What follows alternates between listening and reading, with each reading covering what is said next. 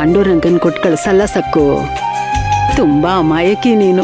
ಅವ್ರ ಮನೇಲಿ ಹೇಗೂ ಪಾಂಡುರಂಗನ್ ವಿಗ್ರಹ ಇದ್ದೇ ಇರುತ್ತೆ ಸಕ್ಕು.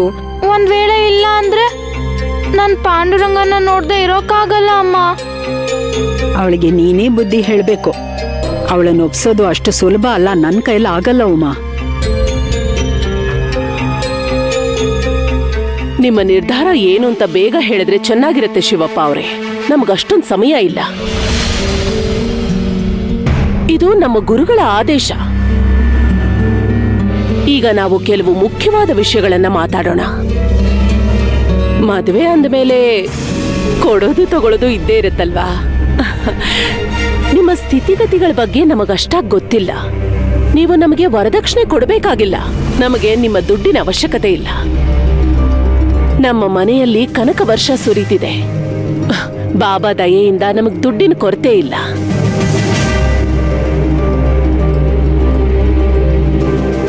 ನಿಮ್ ಮಾತುಗಳನ್ನ ಕೇಳ್ತಾ ಇದ್ರೆ ನಿಮ್ದು ಎಷ್ಟೊಂದು ವಿಶಾಲ ಹೃದಯ ಅನ್ನೋದು ಅರ್ಥ ಆಗುತ್ತೆ. ನಾನು ವರದಕ್ಷಿಣೆ ಉಡುಗೊರೆಗಳು ಬೇಡ ಅಂದೆ ಅಂತ ಹುಡುಗಿನ ಬರಿಗೈಲಿ ಕಳಿಸ್ಬೇಡಿ. ನೀವ್ ಹಾಗೆ ಕಳ್ಸಲ್ಲ ಅಂತ ನನಗ್ ದೃಢವಾದ ನಂಬಿಕೆ ಇದೆ. ಮದ್ವೆ ವಿಚಾರ ಅಲ್ವಾ, ಮೊದ್ಲೇ ಎಲ್ಲ ಮಾತಾಡ್ಕೊಳ್ಳೋದು ಒಳ್ಳೇದು. ಸಾಕು, ನಿಮ್ಗಿರೋ ಒಬ್ಬಳೇ ಮಗಳು. ಅವಳಿಗೆ ಮೈ ತುಂಬ ಚಿನ್ನದ ಒಡವೆಗಳನ್ನ ಹಾಕಿ ಕಳಿಸಿ.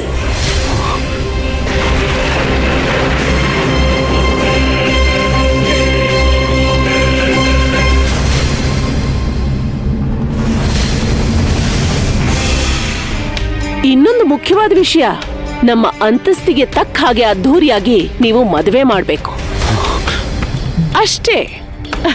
ಇದಕ್ಕಿಂತ ಹೆಚ್ಚಾಗಿ ನಮ್ಗೆ ಯಾವ ಆಸೆಗಳೂ ಇಲ್ಲ.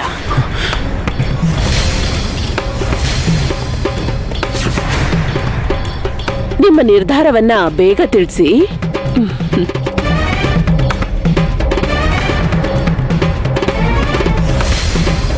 ನೀವಿನ್ನು ಹೊರಡ್ಬೋದು.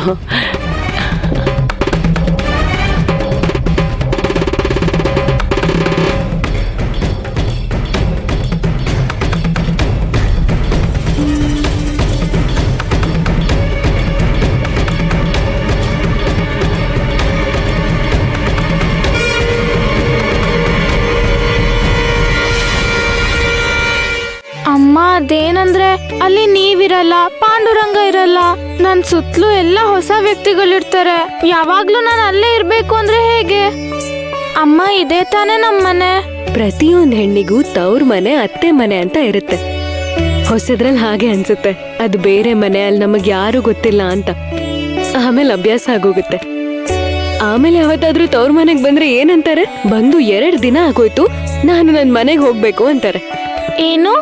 ಹೌದು ಸಕ್ಕು, ನಾನ್ ನಿಮ್ಮಪ್ಪನ್ ಮದ್ವೆ ಮಾಡ್ಕೊಂಡು ಇಲ್ಲಿಗ್ ಬಂದೆ. ಇಲ್ಲಿ ನನಗ್ ಪರಿಚಯ ಇರೋರು ಯಾರಾದ್ರೂ ಇದ್ರಾ ಹೇಳು? ಇಲ್ಲ ಅಲ್ವಾ? ಈ ಮನೆ, ಈ ವಾತಾವರಣ ಮೊದ್ಲು ನನಗ್ ತುಂಬಾ ಹೊಸದಾಗ ಅನ್ಸೋದು. ಇದು ನನ್ ಮನೆ ಅಲ್ಲ ಅಂದ್ರೆ ನೀನ್ ನಂಬ್ತೀಯ? ಇಲ್ಲ ಇಲ್ಲ, ನಾನಂತೂ ನಂಬಲ್ಲ. ಈ ಮನೆ ಅಂದ್ರೆ ನೀನೇ, ನೀನಿಲ್ಲ ಅಂದ್ರೆ ಈ ಮನೆನೇ ಇಲ್ಲ. ನಿನ್ ವಿಷಯದಲ್ಲೂ ಅಷ್ಟೆ. ಪ್ರತಿಯೊಂದ್ ಹೆಣ್ಣಿನ ಜೀವನದಲ್ಲೂ ಈ ಹಂತ ಬಂದೇ ಬರುತ್ತೆ ಸಕ್ಕು. ಇದು ಸ್ವಲ್ಪ ನೋವನ್ಸಿದ್ರೂ ಹೆಮ್ಮೆ ಪಡ್ಬೇಕಾದ ವಿಷಯ. ಒಂದ್ ಹೊಸ ಮನೆಗೆ ಹೋಗಿ ಅಲ್ಲಿರೋ ವ್ಯಕ್ತಿಗಳನ್ನ ತನ್ನವರು ಅನ್ಕೋಬೇಕು. ಈ ಶಕ್ತಿ ಬರೀ ಹೆಣ್ಣಿಗೆ ಮಾತ್ರ ಇರುತ್ತೆ. ಹೇಗಂದ್ರೆ ನೀನ್ ಯಾವಾಗ್ಲೂ ನನ್ ಬಗ್ಗೆ, ಅಜ್ಜಿ ಬಗ್ಗೆ, ಅಪ್ಪನ್ ಬಗ್ಗೆ ಯೋಚನೆ ಮಾಡ್ತೀಯ. ಯಾಕಂದ್ರೆ ನಾವೇ ನಿನ್ ಪ್ರಪಂಚ. ಆದ್ರೆ ಮದುವೆ ಆಗಿ ಅತ್ತೆ ಮನೆಗೆ ಹೋದ್ಮೇಲೆ ನಿನ್ ಗಂಡನ್ನ ಮತ್ತೆ ತಾಯಿ ರೂಪದಲ್ಲಿ ನಿನಗೆ ಅಲ್ಲಿ ಸಿಗೋ ಅತ್ತೆ ಅವ್ರನ್ನ ನೀನ್ ನೋಡ್ಕೋಬೇಕು. ನೋಡ್ತಾ ಇರು, ಸ್ವಲ್ಪ ದಿನಗಳಾದ್ಮೇಲೆ, ಸ್ವಲ್ಪ ವರ್ಷಗಳಾದ್ಮೇಲೆ ನಮಗಿಂತ ಅವರೇ ನಿನಗ್ ಮುಖ್ಯ ಆಗೋಗ್ತಾರೆ. ಹೌದಾ ಅಮ್ಮ? ನಿಜವಾಗ್ಲೂನಾ? ಹೌದಮ್ಮ. ಅದು ಇದಕ್ಕಿಂತ ಮುಂಚೆ ನಿನಗ್ ಪಾಂಡು ಪರಿಚಯ ಇರ್ಲಿಲ್ಲ ಅಲ್ವಾ? ಆದ್ರೆ ಪಾಂಡು ಈಗ ನಿನಗ್ ಪ್ರಾಣ ಸ್ನೇಹಿತ ಆಗೋಗಿದ್ದಾನೆ. ಹೌದಮ್ಮ. ಒಬ್ರ ಮೇಲೊಬ್ರಿಗೆ ಪ್ರೀತಿ ಇದ್ರೆ ಒಗ್ಗಟ್ಟಾಗಿ ಸಂತೋಷವಾಗಿರ್ತಾರೆ. ನಮ್ ವಿಷಯಕ್ ಬಂದ್ರೆ ನಮಗ್ ಎಷ್ಟೋ ಕಷ್ಟಗಳು ಬಂತು, ಆದ್ರೆ ನಾವ್ ಯಾವತ್ತೂ ದೂರ ಆಗಿಲ್ಲ. ಯಾವ್ದೇ ಕಷ್ಟ ಬಂದ್ರೂ ಒಗ್ಗಟ್ಟಾಗಿ ಧೈರ್ಯದಿಂದ ಎದುರಿಸಿದ್ವಿ. ಅಜ್ಜಿ ನಮ್ ಮನೆಗೆ ದೊಡ್ಡೋರು. ನಾನೀ ಮನೆಗೆ ಸೊಸೆಯಾಗಿ ಬಂದಿದ್ ಮೊದಲನೇ ದಿನದಿಂದ ಅವ್ರ ಹೆಜ್ಜೆ ಗುರ್ತಲ್ಲಿ ನಡೀತಾ ಈ ಪ್ರೀತಿ ಬಂಧನದಲ್ಲಿ ಸೇರ್ಕೊಂಡ್ಬಿಟ್ಟೆ. ನೀನು ಕೂಡ ನಿಮ್ಮತ್ತೆ ಮನೇಲಿ ಅದೇ ರೀತಿ ಇರ್ಬೇಕು, ಸರಿನಾ? ಆದ್ರೆ ಅಮ್ಮ, ನನ್ನಿಂದ ಹಾಗಿರೋಕ್ಕಾಗತ್ತಾ? ಇರ್ತೀಯ ಸಕ್ಕು, ನಿನ್ನಿಂದ ಯಾಕಾಗಲ್ಲ? ಯಾವ ಹೆಣ್ಣಾದ್ರೂ ಮದ್ವೆ ಆದ್ಮೇಲೆ ಅತ್ತೆ ಮನೆನೇ ತನ್ ಮನೆ ಅಂತ ಅನ್ಕೋತಾಳೆ. ಅವರಿಗೋಸ್ಕರ ಹಗ್ಲು ರಾತ್ರಿ ಕಷ್ಟಪಡ್ತಾಳೆ.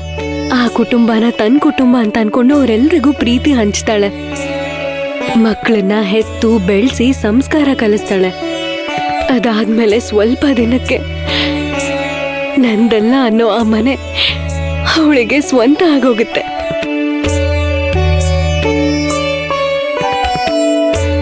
ಸಕ್ಕು, ನೀನು ಕೂಡ ಆ ಮನೆನ ನಿನ್ ಸ್ವಂತ ಮನೆ ಅಂತ ಭಾವಿಸ್ಬೇಕು. ಮದ್ವೆ ಆದ್ಮೇಲೆ ನೀನು ಹಠಮಾರಿತನನ ಬಿಡ್ಬೇಕು. ಮೊದ್ಲಿನ ತರ ತುಂಟಾಟ ಮಾಡ್ಬಾರ್ದು. ಹಾ, ನೀನ್ ಅಲ್ಲಿಗೆ ಹೋದ್ಮೇಲೆ ಅಮ್ಮ ಬೇಕು, ಅಜ್ಜಿ ಬೇಕು ಅಂದ್ರೆ ಎಲ್ಲ ಆಗಲ್ಲ. ಆ ಕುಟುಂಬದಲ್ಲಿರೋರಿಗೋಸ್ಕರ ನೀನು ನಿನ್ ಇಷ್ಟ ಕಷ್ಟಗಳನ್ನ ಬದಿಗಿಡ್ಬೇಕು, ಸರಿನಾ? ಯಾಕಂದ್ರೆ ಆ ಮನೇಲಿರೋರ್ ಸ್ವಭಾವ ಹೇಗಿರುತ್ತೆ ಅಂತ ನಿನಗೆ ಗೊತ್ತಿರಲ್ಲ. ಒಬ್ಬೊಬ್ರು ಒಂದೊಂದ್ ತರ ಇರ್ತಾರೆ.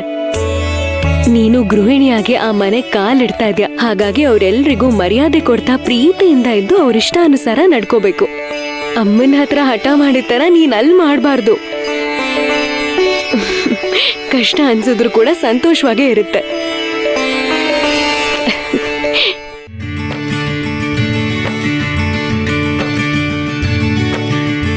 ಮದ್ವೆ ಅಂದ್ರೆ ಕೇವಲ ಅತ್ತೆ ಮನೆ ಅಂತ ನೀನ್ ಯಾವತ್ತೂ ಅನ್ಕೋಬೇಡ ಸಕ್ಕು.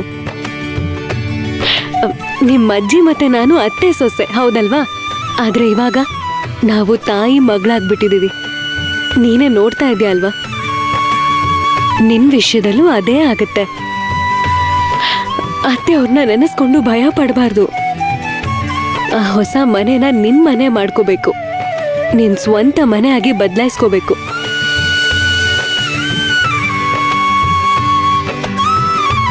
ಈ ಮನೆನ ನೀನು ಆನಂದ ನಿಲಯವಾಗಿ ಬದಲಾಯಿಸ್ಬಿಟ್ಟೆ ಸಕ್ಕು. ಹಾಗೆ ಆ ಮನೆಯಲ್ಲೂ ಕೂಡ ಆನಂದ ತುಂಬಿ ತುಳ್ಕೋ ಹಾಗೆ ನೀನು ಪ್ರಯತ್ನ ಪಡಬೇಕು.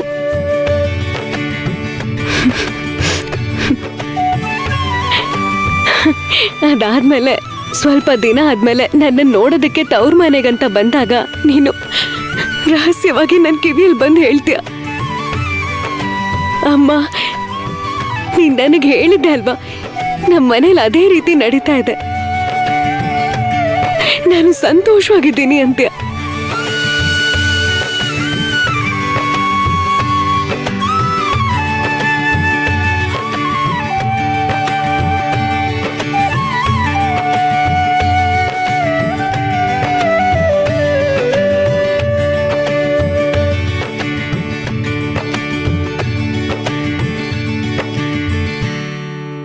ಅನುಮಾನನೇ ಬೇಡ.